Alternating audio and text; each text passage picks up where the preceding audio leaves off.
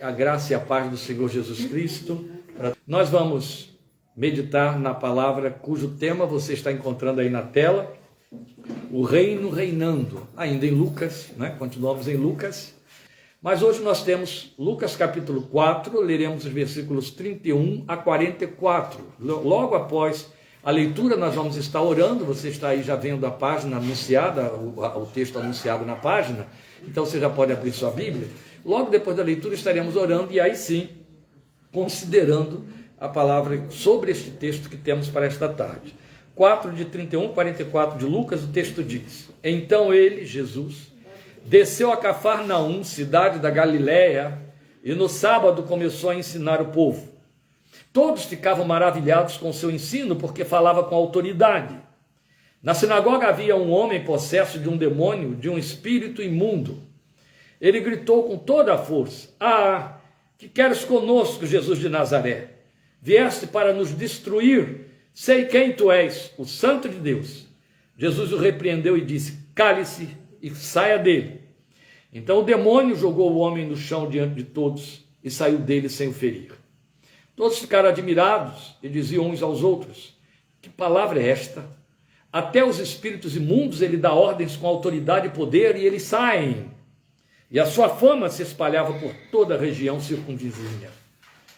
Jesus saiu da sinagoga e foi à casa de Simão. A sogra de Simão estava com febre alta e pediram a Jesus que fizesse algo por ela. Estando ele em pé junto dela, inclinou-se e repreendeu a febre que a deixou. Ela se levantou imediatamente e passou a servi-los. Ao pôr do sol, o povo trouxe a Jesus todos que tinham vários tipos de doenças, e ele os curou impondo as mãos sobre cada um deles. Além disso, de muitas pessoas saíam demônios gritando: Tu és o Filho de Deus.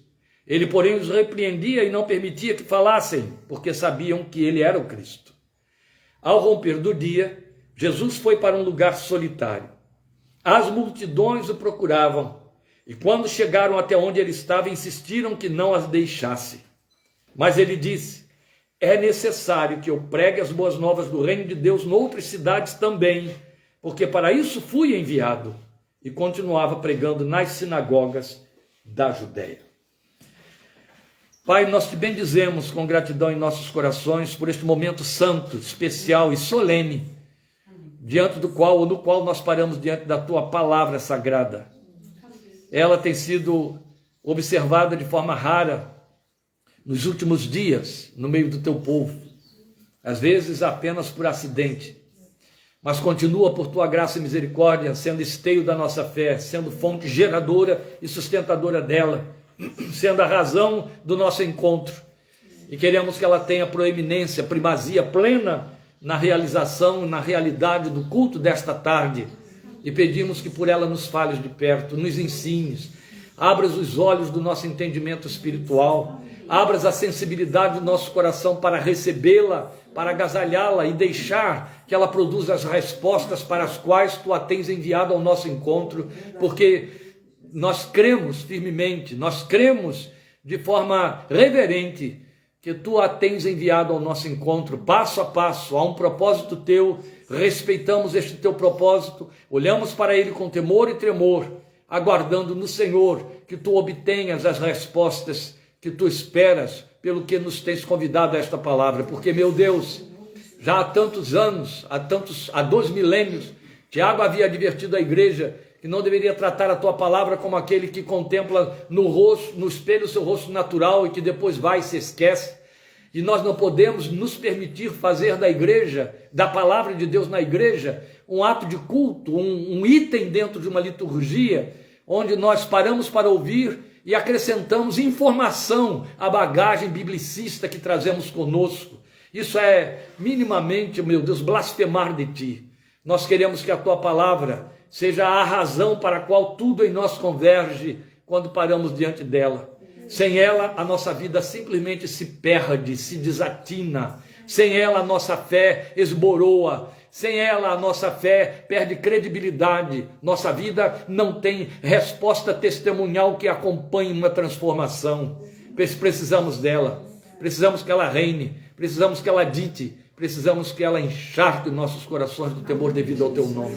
Pedimos, usa esta palavra esta tarde com este propósito para o louvor de tua glória, levando-nos, conduzindo-nos na tua graça para absorvê-la por amor de Cristo Jesus, Senhor, para teu louvor e honra hoje e sempre. Amém. Amém. Irmãos, continuem, por favor, suas Bíblias abertas. O texto tem esse tema que nós estamos desdobrando daqui, o reino reinando. Quando você abre a Bíblia e lê o Novo Testamento, você lê a Bíblia falando de reino de Deus, você usa muito a expressão reino de Deus, reino dos céus, são as duas terminologias que se repetem muito no Novo Testamento, reino dos céus e reino de Deus, e as duas, de certa forma, são sinônimas, ou uma é decorrente da outra, melhor dizendo, porque a igreja está incluída no reino dos céus, e o reino dos céus pertence ao reino de Deus. A verdade é que Jesus deixou claro, com todas as letras, depois do discurso de João Batista, na abertura do seu ministério, o reino de Deus é chegado até vós, o reino de Deus está entre vós. E a partir dali, ele começa uma sucessão de eventos com respeito aos ensinos do reino. Quem nos traz, de forma mais concisa e detalhada, que o discurso de Jesus como mestre, como rabi, era ensino do reino, é Mateus. Mateus mostra com detalhes, Mateus faz uma distribuição dos discursos de Jesus, de maneira que leva você, pelo menos como ele escreveu pensando num povo de tradição de Moisés, tradição da lei, o povo judeu, para ler o seu livro, ele escreveu consciente de que este povo tinha esse entendimento, então ele mostra todas as implicações da expectativa de reino de Deus que havia no coração dos judeus e que se cumpre através de Jesus, o Messias. Então ele distribui os discursos de Jesus, a começar pelo Sermão do Monte, exatamente para mostrar que Jesus se ocupa em ensinar o reino e pregar o reino. Ele prega o reino à medida em que ensina o reino. E nos traz então uma noção do nosso comprometimento com o reino. Mas é muito significativo, reverente pensar com temor que Mateus abre o seu evangelho com os ensinos de Jesus com as bem-aventuranças. Por que Jesus começa com as bem-aventuranças? As bem-aventuranças falam de quê? As bem-aventuranças falam de quem pertence ao reino, como que é o perfil, o caráter de quem pertence ao reino.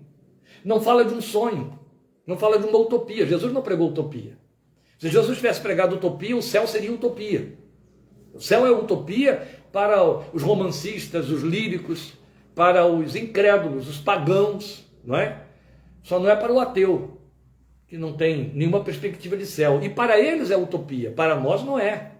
Para nós é realidade, a prova final que temos do céu é o Senhor Jesus e a sua palavra, o seu ministério histórico. É a prova da existência do reino de Deus e do céu. Pois bem, Jesus começa então mostrando como é o homem do reino. Não é como ele tem de sonhar ser. Então cometem um ledo engano, um perigoso engano, e um perigoso engano de ser irreversível engano. Aqueles que frequentando igrejas evangélicas, que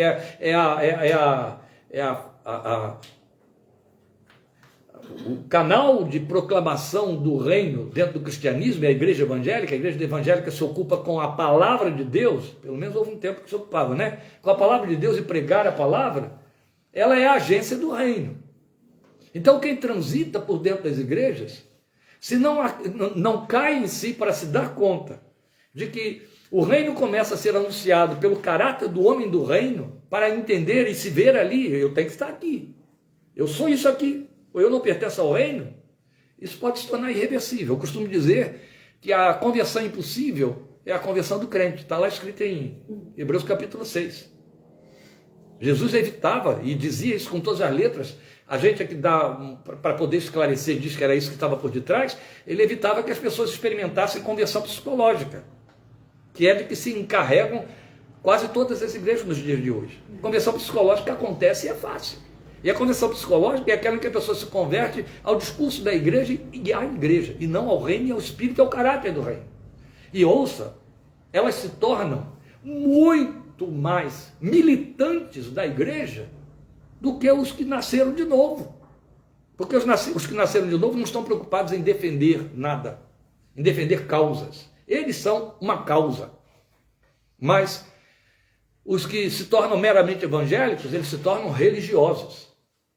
E aí, eles vão defender essa sua filosofia de vida a fogo e a ferro, até comprando e usando armas, mas eles vão defender a fogo e a ferro.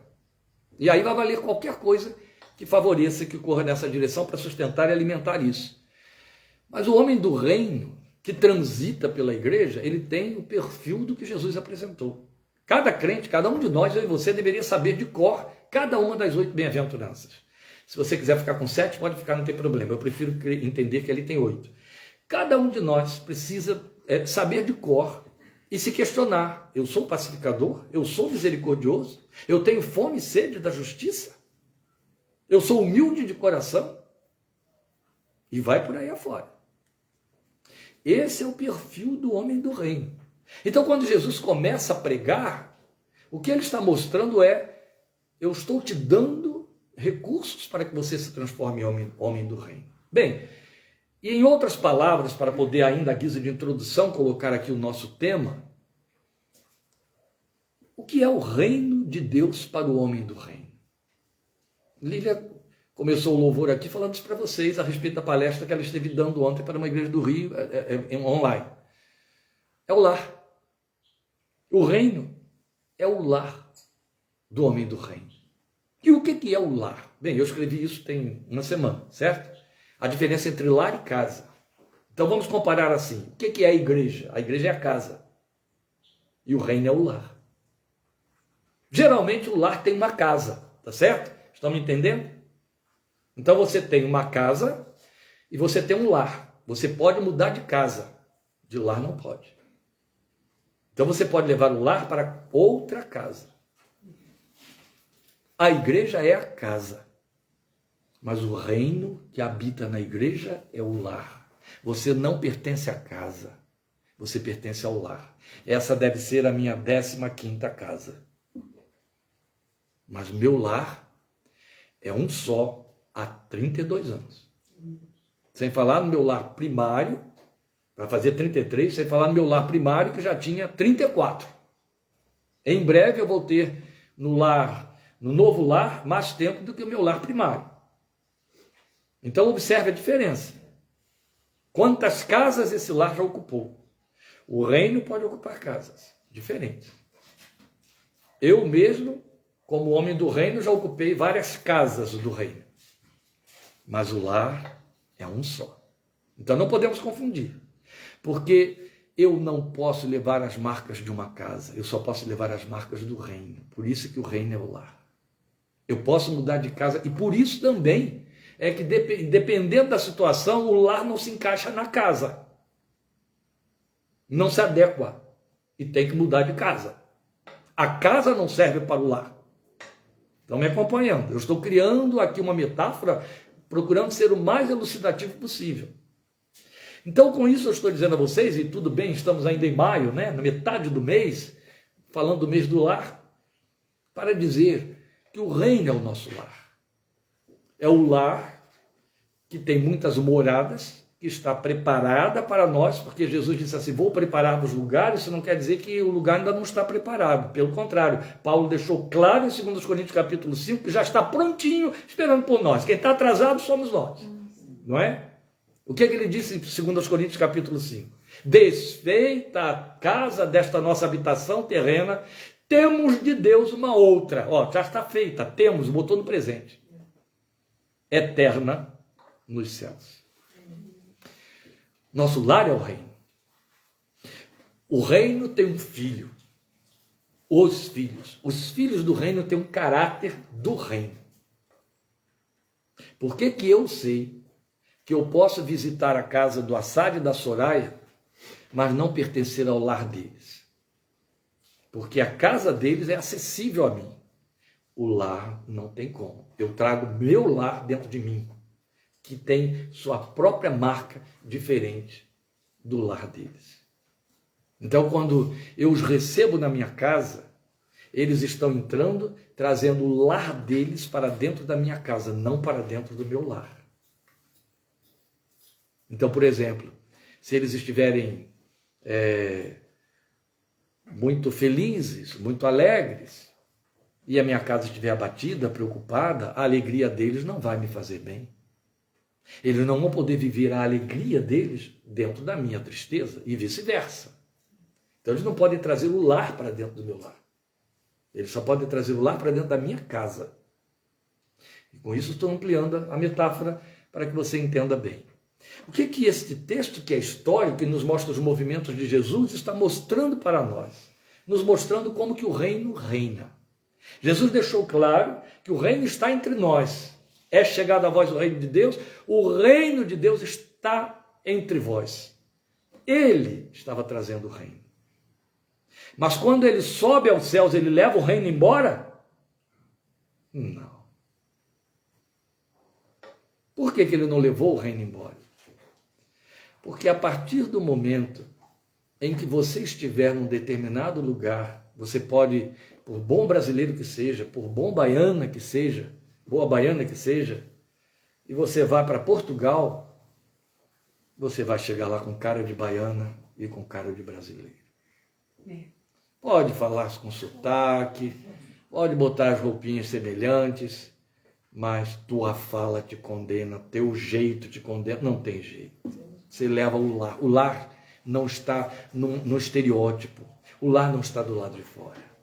O lar está introjetado e você não tem como mudar isso. Entende? Então você leva as características do lar para sempre com você. Você casa, forma um outro lar, forma uma simbiose com a outra pessoa que também traz o seu próprio lar. Os dois vão se fundir para formar um terceiro lar que vai ter uma característica, mas cada um está levando e vai carregar, continuar carregando as características do seu lar primário enquanto existir, porque o lar, como eu disse, é útero, disse na pastoral escrita, é útero, ele é formador, ele deu a forma dele, não tem jeito. Quando eu olho para as minhas filhas, eu estou vendo lá o novo lar, mas dentro delas está um binômio, que é a parte do lar que eu levei e a parte do lar que Lília trouxe também. As duas partes se fundiram e formaram um terceiro lar. Então elas são uma mistura de dois lares. E isso é com todo mundo para sempre. O lar é interno.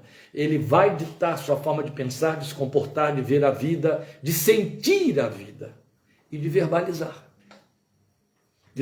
Que é o que nós chamamos de replicações. Você replica a mamãe, você replica papai, replica os cuidadores, replica a vovó, vovô, o primo, o tio, replica. E quando não quer replicar, eu me lembro muito bem de uma mulher que me procurou para terapia, porque ela tinha uma preocupação muito grande. Eu não quero ser igual à minha mãe, só pode me ajudar.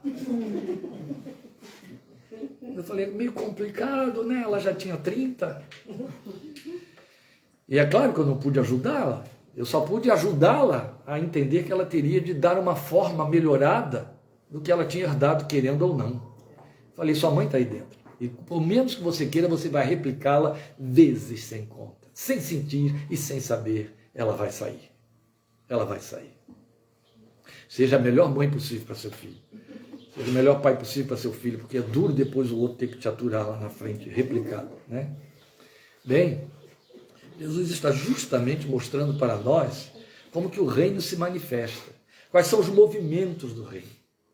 Então, o que nós queremos considerar hoje aqui é o detalhe de que o Filho de Deus disse no momento em que está se despedindo da igreja, que estaria transferindo o reino, levando o reino dentro dela avante, além, trazendo gente, filhos, outros para dentro do reino. Assim como o Pai me enviou, eu também vos envio. Por isso que eu falei que há uma sequência aqui, né? Assim como o Pai me enviou, eu também vos envio. Nós vimos semana passada herdeiros de uma unção, um ministério que dá sequência ao ministério de Jesus. Não é diferente do que vamos ver agora.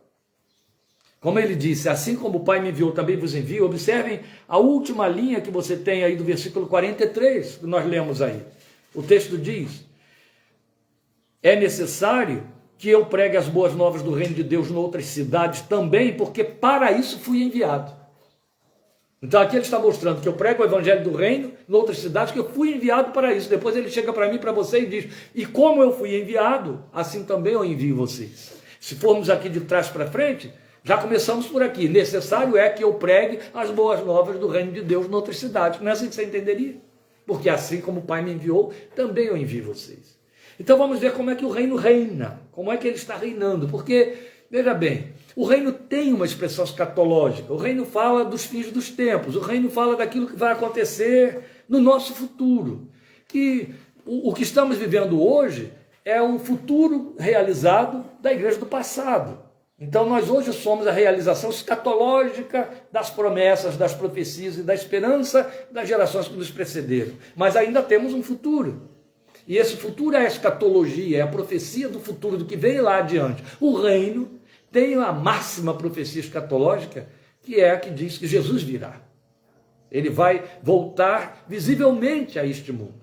Então, esta é a esperança escatológica. Mas enquanto o reino escatológico não se manifesta, como acontece o reino que não é escatológico? O reino presente, ele se manifesta, ele reina em mim, através de mim, através da minha vida. Então o reino precisa se manifestar, ter cara, ter jeito no que eu faço, onde eu estou e como eu estou.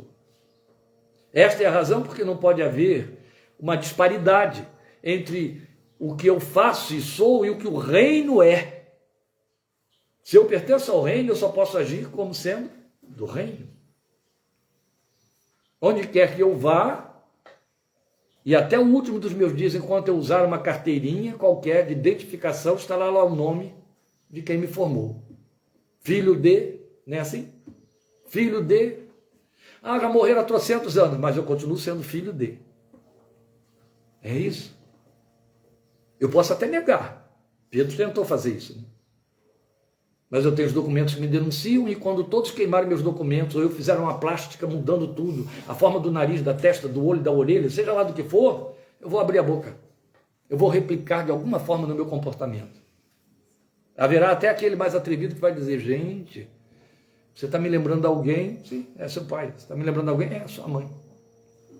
E é fato. Você replica. As minhas filhas dizem constantemente, Lília também: meu Deus, parece que eu estou ouvindo Dona Nésia falando isso aí. E não que eu inventei, eu quis imitar. Sai, né? Está impresso, está lá dentro. São marcas. Há aqueles que pensam que isso é copiado. Não, isso é introjetado. De maneira que você esquece da maior parte dessas impressões, porque elas são dadas na primeira infância. Mas você vai replicá-las para a vida toda. Então o reino reina através de mim. O reino reina por onde eu vou, onde eu estou e no que eu faço. Aí ele reina. Pois bem, o reino tem movimentos próprios para reinar. E é isso que o texto de Lucas mostra para nós. Então, como igreja, e pelo agir do Espírito que está dentro de nós, que traz as marcas do reino, é ele que traz, essa geração que nos cerca, ela espera e ela necessita que nós manifestemos o reino numa diversidade semelhante ao que Jesus fez e que esse texto mostra para nós. Então vamos ver como os movimentos acontecem aqui, ou como que essa diversidade está manifesta desse reino reinando aqui para nós. Veja, a primeira coisa que o texto mostra para nós é que o reino ensina, e foi exatamente com que Jesus inaugurou a ordem para a funcionalidade do reino, que a gente encontra no que chama de a grande comissão de Mateus 28. O que ele disse? Indo, façam discípulos de todas as nações, ensinando-as a guardar todas as coisas. Qual é a marca principal do reino? O reino ensina. E aqui vale dizer algumas coisas que nos comprometem, mas que fazem com que a gente tenha consciência do peso de responsabilidade que o reino tem sobre nós. Existem duas linhas de ensino: a pedagógica e a didática. E eu estou falando em termos de língua original. Em termos de português, mundo ocidental, não são duas linhas, né? Uma é uma apropriação da outra. Mas em termos originais, quando o grego que o Novo Testamento foi escrito usava essas expressões, fazia uma grande diferença entre elas. Então, embora entre nós seja sinônimo dizer que um pedagogo é semelhante a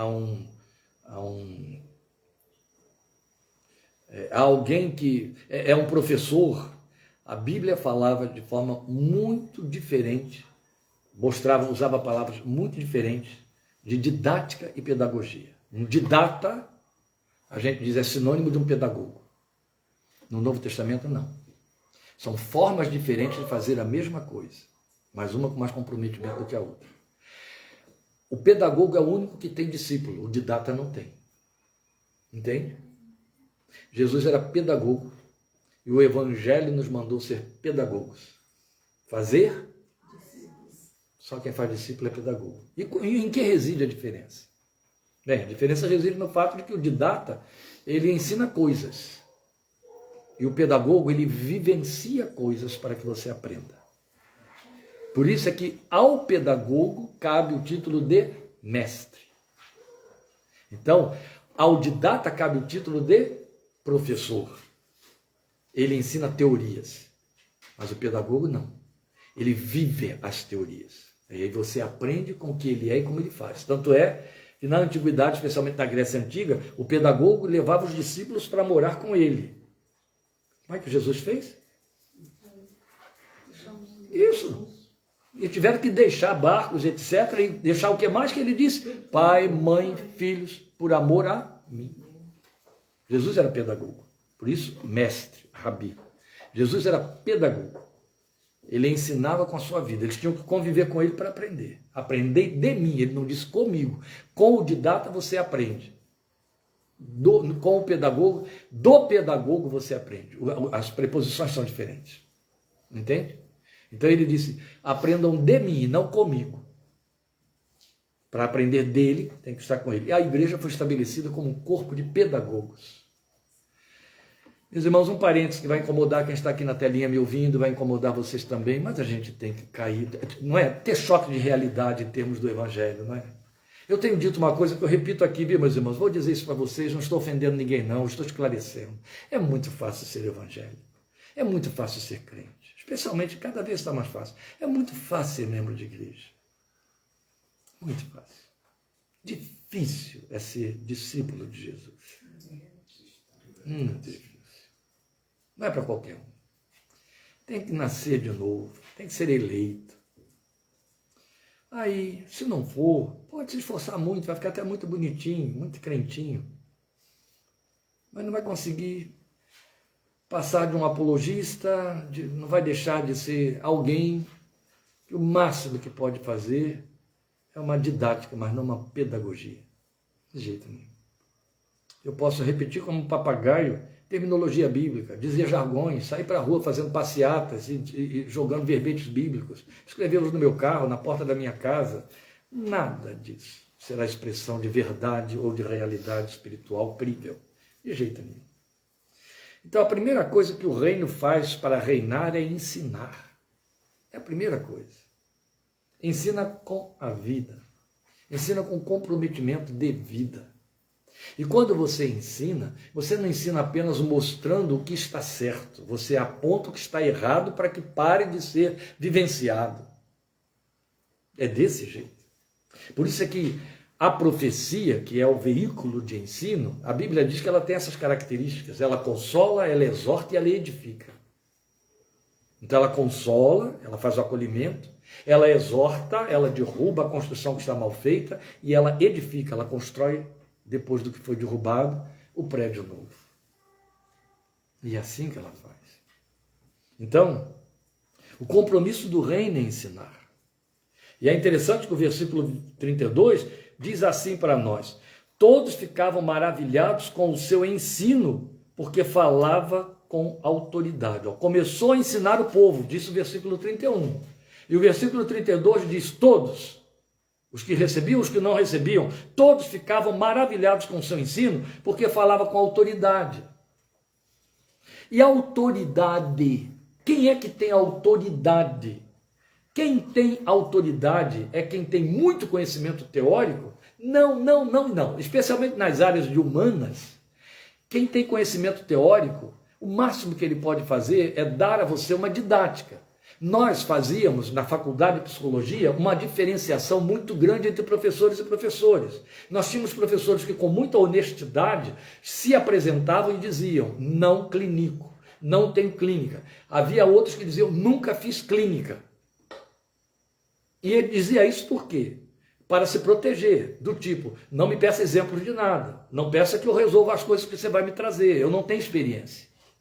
E havia aqueles que chegavam e já se anunciavam. Eu clinico há tantos anos, eu tenho clínica em tal lugar, assim, assim. Eu trabalho tantas horas por dia clinicando.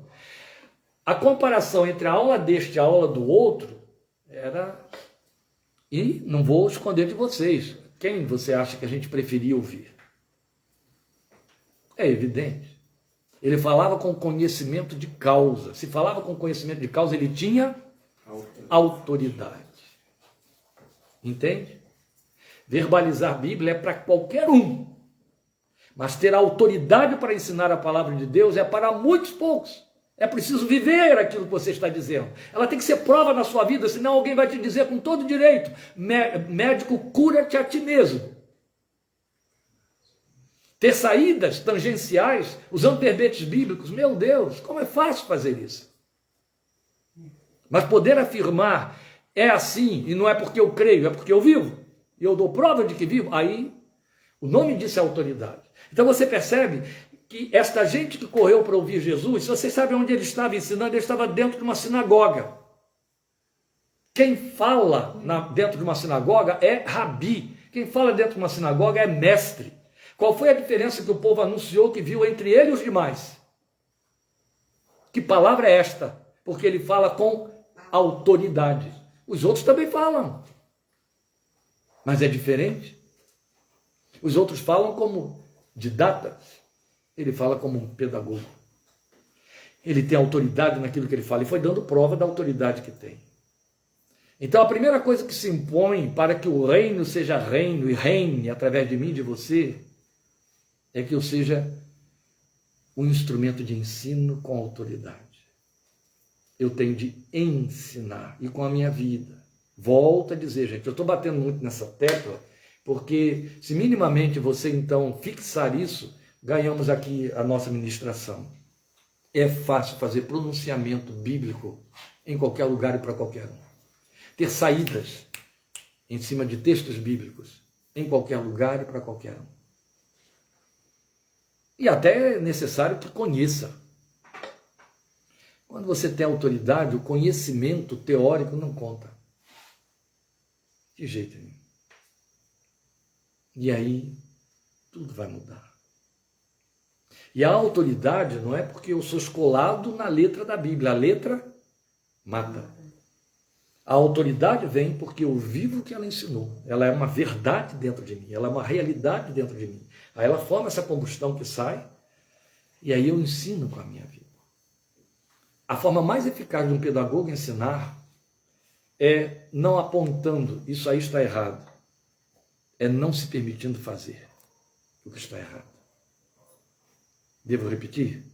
A forma mais eficaz de um pedagogo ensinar não é dizendo, isso aí está errado.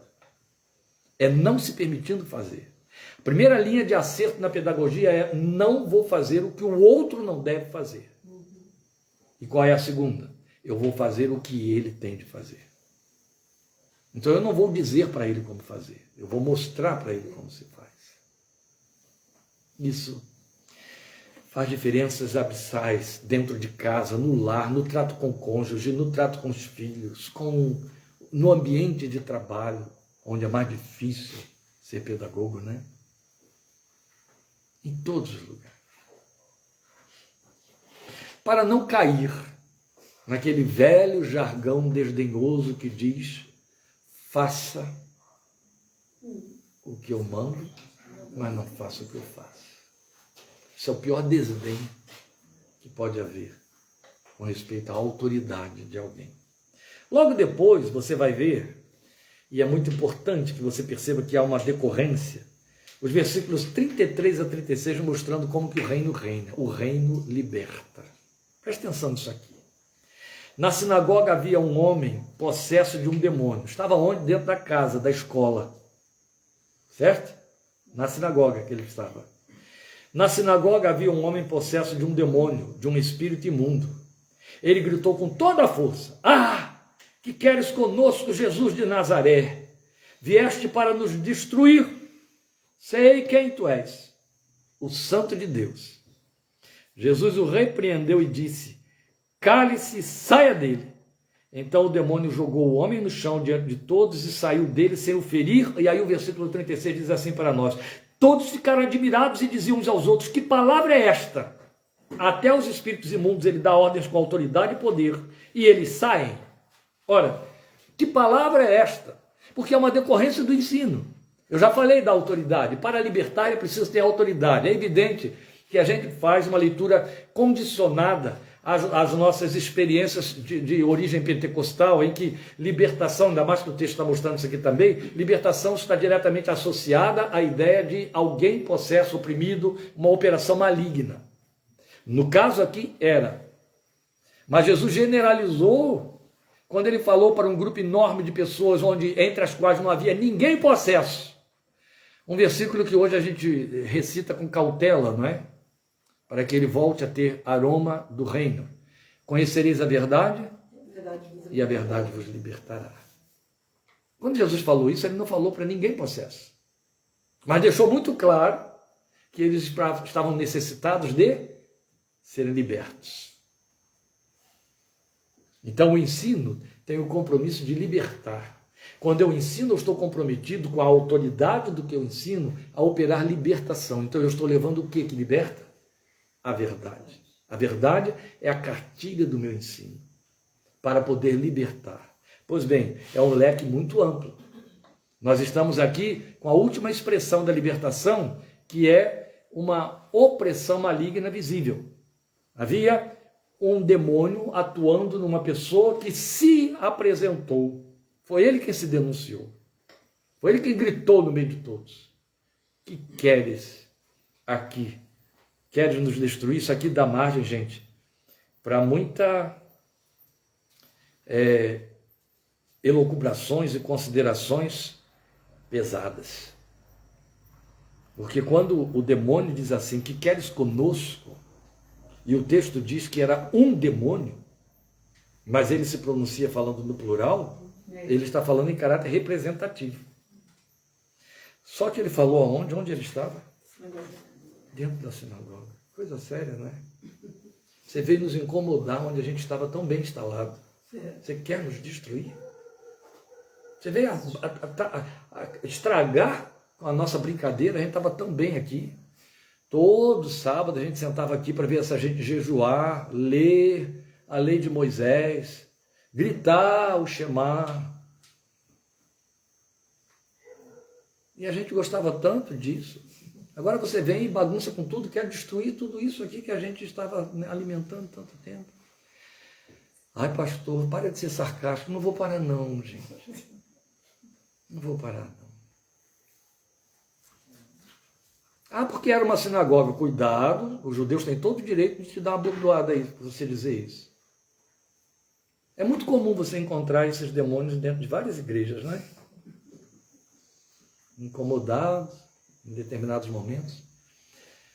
A verdade é que o que eu quero mostrar aqui a você é que Jesus está ensinando e o demônio se incomoda. Então o que acontecia antes não incomodava. Por isso é que todos disseram: que palavra é esta? Ela tem autoridade porque até os demônios saem. Você percebe como que a Bíblia pode ser usada sem nenhuma autoridade e até o demônio para ser plateia? Pode. Isso estava acontecendo aqui. Isso continua acontecendo por aí. Mas quando você chega com a palavra... Eu me lembro de uma experiência marcante. Aí eu já sei que a Letícia fica toda... ele vai falar agora alguma coisa. A janelinha, que ela disse que eu chamo, que eu disse que era janelinha. Lá vai, Letícia, uma janelinha. Era uma terça-feira, eu era pastor auxiliar na minha igreja, e o telefone tocou, eu atendi, eu estava ali, era dentro da minha sala, eu atendi, era a médica da igreja, aquela que vocês já leram no livro lá, que me tutelou nos meus primeiros dias de evangelho. Kleber, está disponível aí? Eu preciso que você dê um pulinho aqui onde eu estou, é possível? Tenho um problema muito sério aqui, na Ponta da Areia. Ponta da Areia é um bairro português, em Niterói, o bairro onde eu me converti, né? A casa onde eu me converti era ali em Ponta da Areia.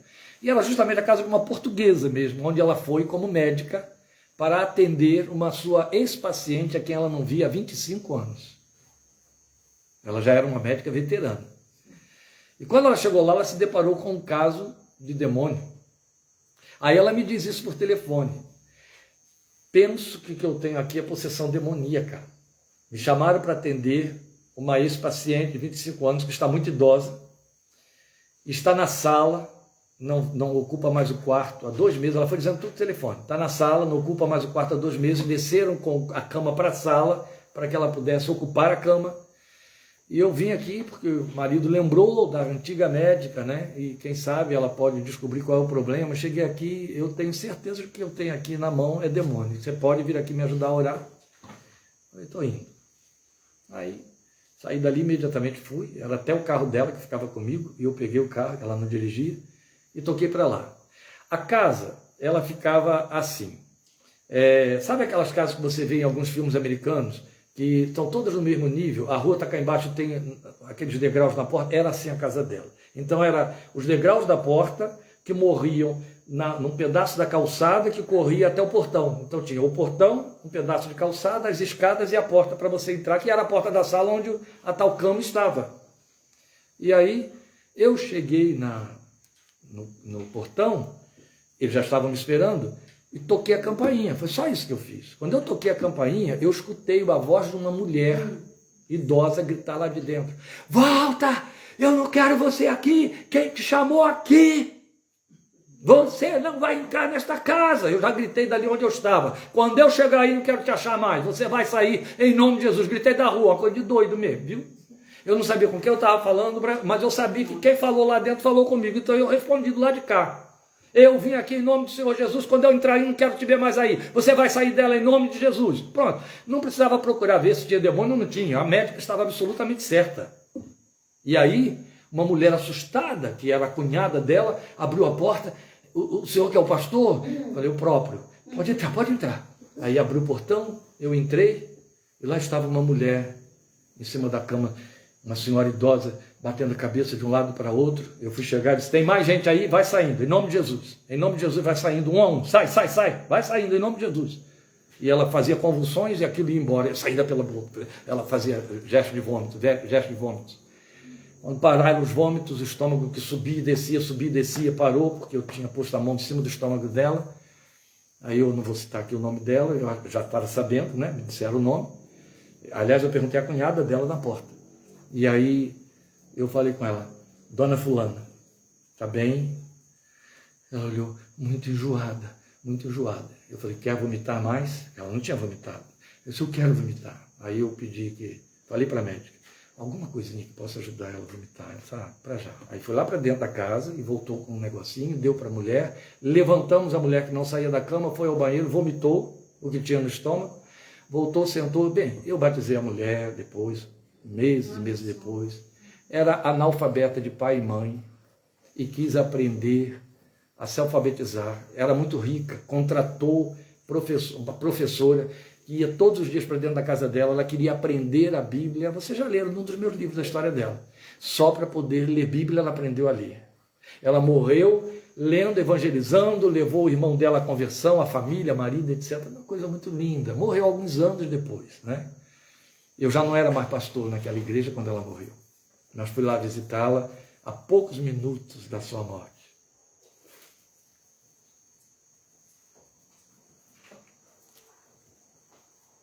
Algo que me lembro que acabamos de ler, não é? Vieste atormentar-nos, vieste destruir-nos. O teu ensino nos destrói, nos desaloja, nos incomoda. Nós estávamos confortáveis aqui. Eu questiono muito quando os que frequentam a casa têm muita resistência para a palavra do reino. Eu questiono porque o meu grande medo é ter que carimbá-los como sendo filhos da casa e não do reino. O reino tem não só afinidade profunda com a palavra, quanto depende da palavra para se manifestar. Entende? Quando os filhos da casa não têm afinidade com a palavra, não são atraídos por ela, eles não passam de filhos da casa. O reino liberta. A palavra de Deus liberta. As pessoas pensam que sempre fazem essa vinculação com o diabo. O diabo tem uma operação muito mais poderosa do que possuir alguém. Digo a vida inteira, aprendi isso muito cedo e continuo dizendo. Quando o diabo se manifesta em alguém, ele já se pronunciou derrotado. Foi o que aconteceu aqui. Você quer saber qual é o momento em que o diabo assumiu a sua derrota? É quando ele se manifesta no corpo de uma pessoa. Ali ele assumiu que já perdeu. Ele está tentando apenas proteger-se para que você não chegue até aquela pessoa. Ele faz ameaças. Eu vou jogá-la daqui, eu vou matá-la. É para você recuar. Mas ele já está derrotado. Quando ele já botou a cara de fora é porque ele já perdeu a parada. Esse não é o pior processo do diabo. É para o qual todo mundo presta atenção, mas é o menos significativo, é o menos importante. O processo dele é oculto e silencioso. Foi Paulo quem nos falou sobre isso em 2 Coríntios 4.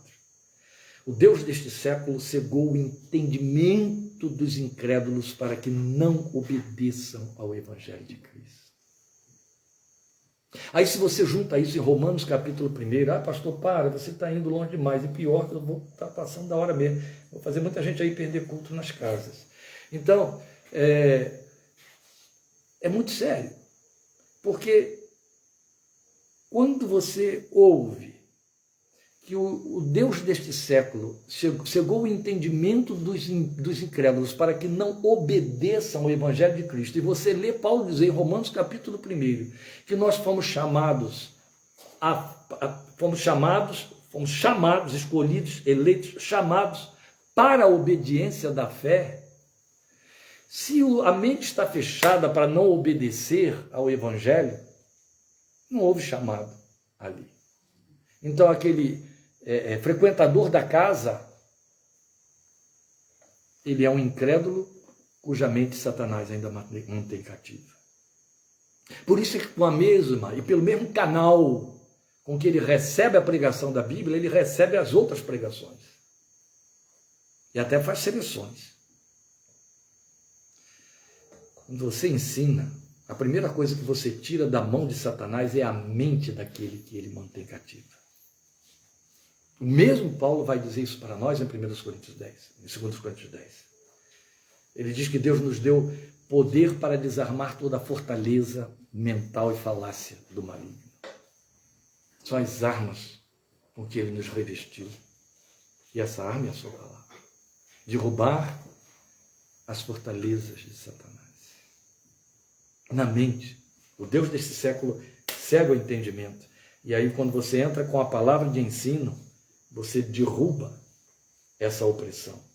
O reino liberta. Então você percebe, são passos gradativos e interdependentes.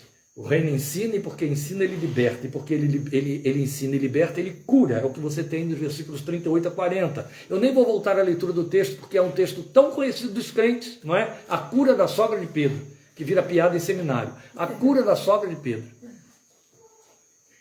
Mas temos os movimentos aqui dessa cura, e se eu não compartilhar com vocês, eu não mereço nem perdão de vocês.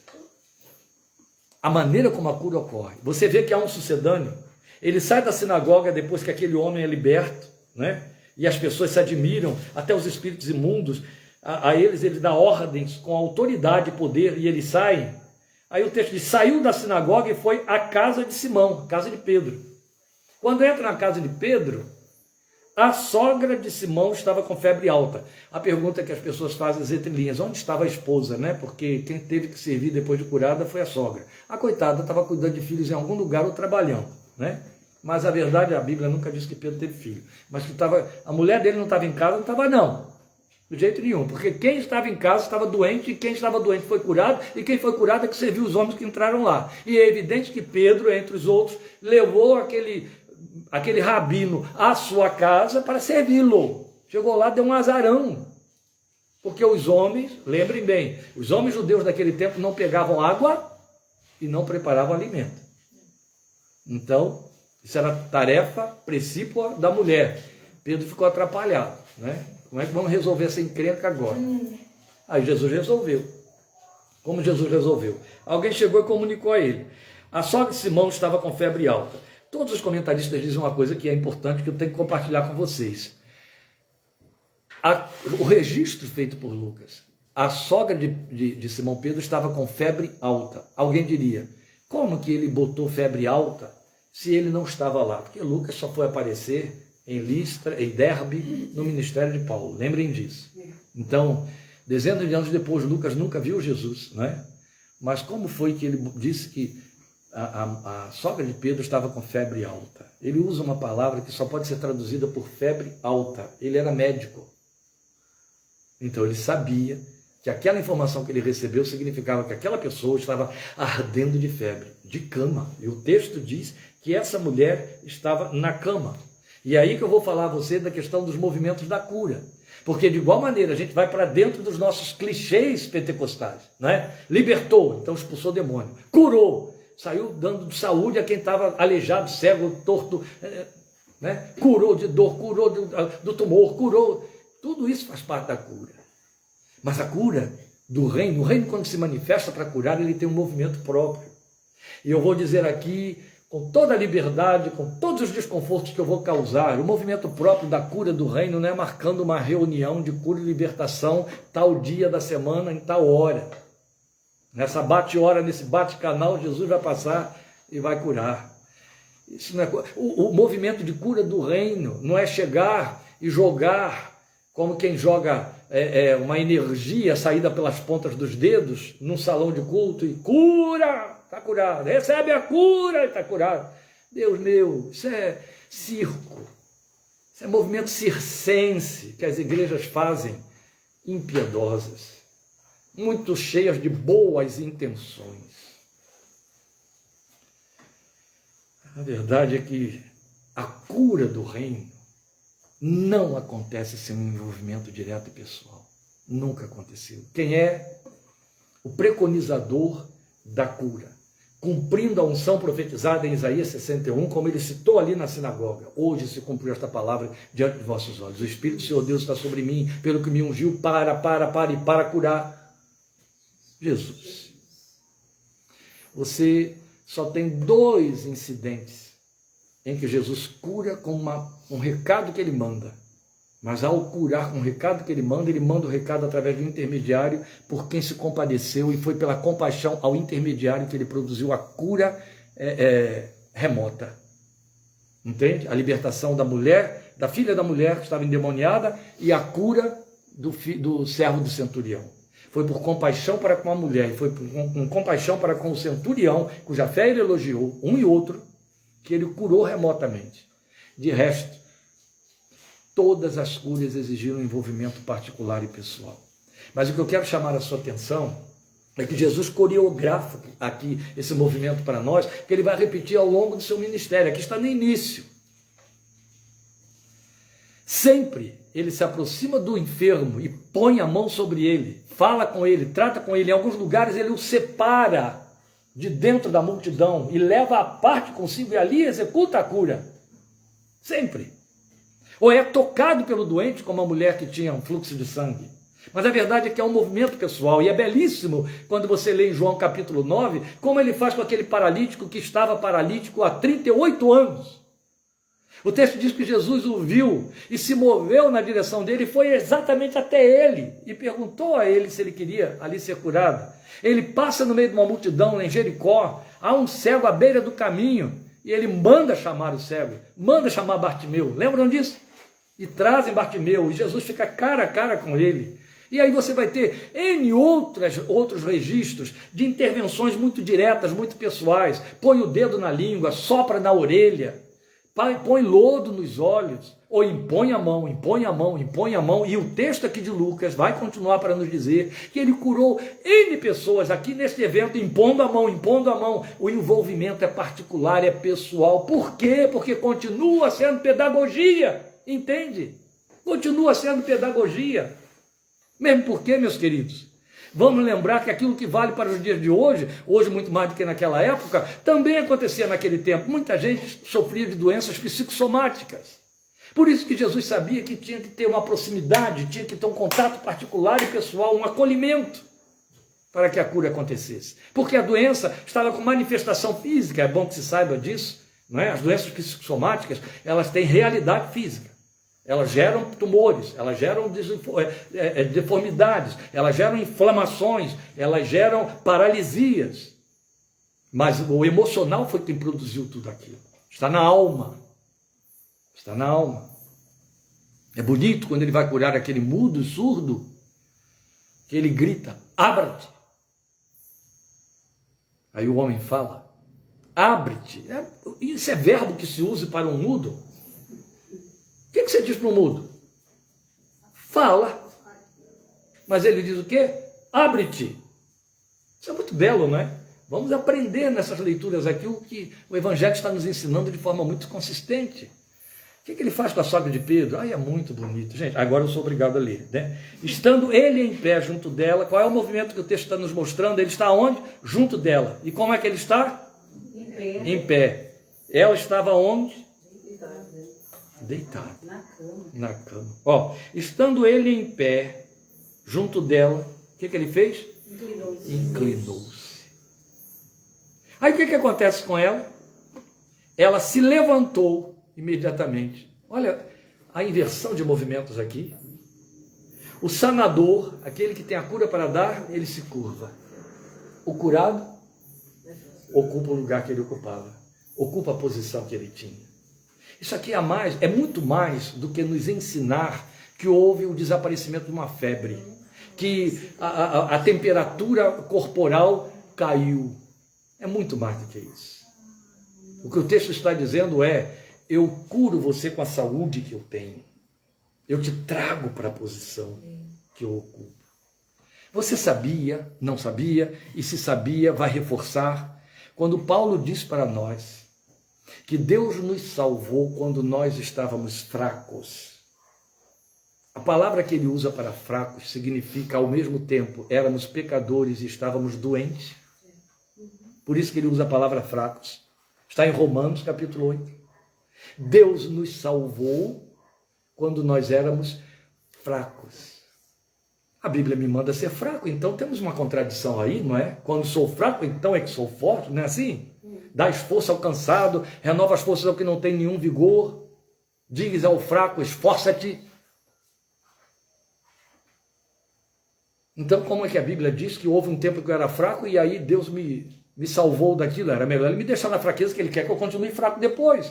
Não, porque o texto está dizendo que a minha fraqueza consistia em doença. Eu era fraco por ser doente. E eu era doente porque eu era pecador. Não é bonito isso? Então eu estava deitado, queimando de febre, mas eu estava deitado. Eu tinha perdido o meu movimento de ser humano feito à imagem e semelhança de Deus. Aí o meu Deus diz para mim, você vai ficar de pé como eu estou. Você vai ver a igreja repetindo isso em Atos capítulo 3, na pessoa de Pedro e João, a porta formosa do templo. Lembram? Lá está aquele paralítico. Pedro diz para ele, eu não tenho prata, eu não tenho ouro, mas o que eu tenho eu dou a você. Em nome de Jesus Cristo, levanta-te e anda. E aí aconteceu o quê? É que tem pegadinha, não levantou não. Ele pegou a cama dele. Não, a pegadinha continua. Eu não tenho prata nem ouro, mas o que eu tenho eu te dou. Em nome de Jesus Cristo Nazareno, levanta-te e anda. Pedro levantou. Tá certo? Pedro disse, levanta-te e anda, como as igrejas fazem, não é? Está curado em nome de Jesus. Não, Pedro chegou e disse assim, levanta-te e anda. Vem cá, eu disse para levantar, deixa eu te botar de pé. Foi isso que Jesus fez com essa mulher. Eu me inclino até você, eu vou até o nível em que você está, eu desço onde você está, na sua fraqueza, na sua necessidade, e eu te ponho de pé, tal como eu estou. Então, isso significa que eu estou te curando. Cura isso. O reino cura. O reino se manifesta curando. Em último lugar, eu não tenho mais tempo, tenho 2 minutinhos, eu não quero mesmo atrapalhar os que precisam ir para as suas casas, mas eu quero ler para você aí os versículos 42 a 44 para mostrar o último movimento do reino, o reino reinando conforme o nosso texto. Ao romper do dia, então ele passou um dia e uma noite dentro daquela casa. Ao romper do dia, é evidente, nenhum judeu entrava na casa de alguém sem dormir. Era indecente. Era inaceitável. Pedro estava na casa de quem? Jesus estava na casa de quem? Me entreguei. De Pedro, não é? Se ele entrou lá, curou a sogra de Pedro, ela se levantou e o serviu, o que aconteceu depois? Foram hospedados, dormiram. Então, no dia seguinte, não é? Ao romper do dia, Jesus foi para um lugar solitário. As multidões o procuravam e quando chegaram até onde ele estava, insistiram que não as deixasse. Quando ele vai para um lugar solitário, todos eles entenderam. Ele saiu de entre nós. Ele não está aqui entre nós. Nós queremos ele aqui. Nós queremos que mais coisas continuem acontecendo. Mas o reino tem este movimento na sua agenda. Não importa quantos holofotes estejam brilhando, que era o que estava acontecendo, especialmente depois de expulsar demônio e curar uma mulher arriada com febre, os holofotes estão brilhando. E não é só, você vai ver aí o texto dizer para nós no versículo 40, 41, que ele continuou curando e repreendendo demônios. Há um movimento intenso daquilo que hoje seria para nós um espetáculo da fé, não é? Mas no meio desse alvoroço todo, de toda essa glória, de todo esse sucesso ministerial, o reino continua se movimentando e o que ele vai fazer de imediato é se isolar. O reino precisa que os seus filhos estejam reservados para ele em singular e em particular. Vocês sabem que o mal maior, eu posso colocar desta maneira, que acomete pastores verdadeiros à frente do seu povo e à frente da sua igreja, é exatamente esse, o fato de que a multidão estará sempre pedindo, fica aqui, e ele fica. Temos um amigo querido do nosso coração, meio de Lília, a quem a gente deu assistência, que está resistindo muito quando a gente está mandando ele ir para um lugar solitário. Reunimos os seus oficiais, você está ouvindo isso, eu sei que você está ouvindo, eu estou te denunciando para ver se os seus oficiais também ouvem e respeitam o que nós orientamos. Então, nós chegamos aqui para os seus oficiais e dissemos, dê licença a este homem. Faz este homem parar para ser só ele. Cheguei para um outro a quem eu estou atendendo há poucos dias e disse, vai em busca de fulano. Ele começou a chorar na minha frente. E depois disse, podemos parar a terapia? Estou me sentindo mal. Eu disse, vai em busca de fulano. Fulano era ele. Leve fulano para se encontrar com fulano. E aí, vamos dizer a ele, está na hora de se isolar para o reino. É o momento em que só você e o reino, e você no reino existem. Não cabe ninguém mais. Qual é o tamanho desse momento? Sei lá. Quantas vezes isso deve acontecer? Sei lá. Eu só sei dizer o seguinte, tem um tamanho e tem repetições. Mas Jesus foi para um lugar solitário, o povo correu atrás, dizendo, fica conosco. Qual foi a resposta dele? O reino se envolve. O que ele vai dizer é necessário que eu pregue as boas novas do reino de Deus em outras cidades também, porque para isso fui enviado. E continuava pregando nas sinagogas da Judéia. O reino se envolve. O reino não amarra o umbigo num único lugar. O reino se mexe, entende? O reino se infiltra. Indo, façam discípulos de todas as nações. Não é ficando, façam discípulos de todas as nações. O grande drama da liderança evangélica há 500 anos de reforma protestante é querer transformar o id em ficar. O id ficou confinado a alguma meia dúzia que se desloca de família, da cultura e do seu espaço e vai para outro lugar. E ainda vamos ouvir, e eu ouço, os que chegam por detrás para dizer, mas por que teve que ir para tão longe? Tem tanta coisa para fazer aqui. É a mesma multidão. Fica aqui conosco, precisamos de você. Continua aqui. E o grande problema de muitos dos filhos do reino que estão ensinando, pregando e fazendo, é que em vez de cumprir o id, cumpre o fica. E ficando, ensinam. Isso é um problema muito sério. Porque Jesus nos mandou ir. E é preciso ir. Eu não estou falando, ou você tem que ter um ministério itinerante. A começar pelo fato que eu não estou falando para quem tem um ministério específico de um dom vocacional. Mas o crente, ele tem de ir. E quando você não vai, Deus te tira. E te leva para outro lugar. O vento sopra onde quer. Ai, pastor, eu estava tão bem naquele emprego. Né? Ai, eu não estou conseguindo mais ficar lá. Eu sei que eu ganho bem, eu sei que eu tenho algumas regalias. Mas eu não sinto mais paz, eu não sei o que está vendo. Eu digo para todos e qualquer um a mesma coisa. Deus está pondo espinho no ninho. nossa tendência é ficar, gente. Todo mundo quer ficar, claro, não é? Zona de conforto. É evidente. O reino se envolve, o reino se infiltra. É uma dinâmica e uma necessidade, entende? E aí ele faz com que a gente sinta a necessidade que é dele, de que eu me infiltre, de que eu vá. Mesmo porque, se Jesus ficasse só no meio dessa multidão que estava ali, ele já não tinha curado aqueles enfermos? Uma das facetas da manifestação do reino não teria mais necessidade de acontecer. Todo mundo já curado está ali. Se ficou doente, procura por ele de novo. Ninguém cura ninguém. Ele tem que sair do ambiente. É assim que funciona. Acho que eu me fiz entender. O reino reside em mim e em você.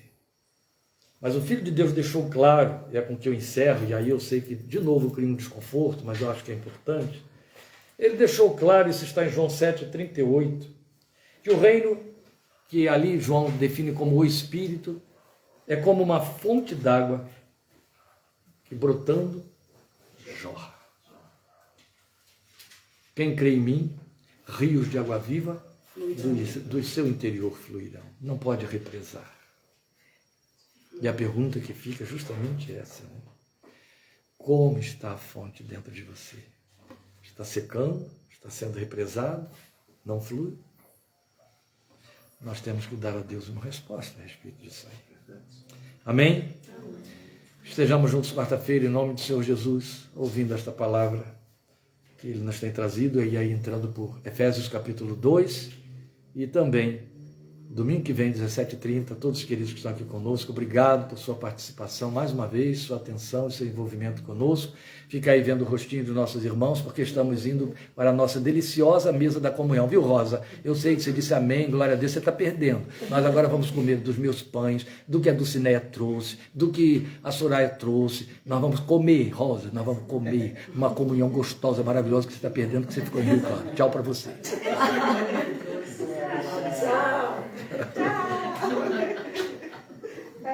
Tchau.